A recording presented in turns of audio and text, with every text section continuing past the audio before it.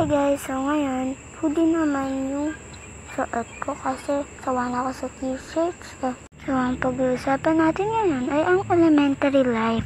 Oo, elementary pa lang ako. Modular kami ngayon, public lang kasi ako.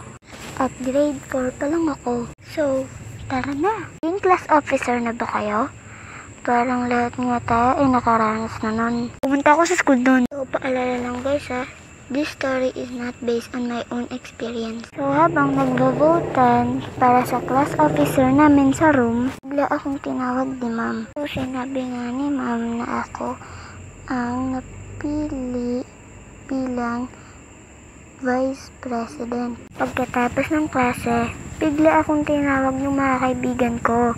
At sabi nila sa akin, "Uy, Stacy, bakit ikaw ang pinili eh hindi ka naman nagtaas ng kamay?" Abay malay ko, ako ba si ma'am? So pumunta kami sa room ulit namin at kumain ng lunch. Habang kumakain kami, tinanong ako ng isa ko pang kaibigan na bakit ka ikaw pinili? Come back for part 2 guys.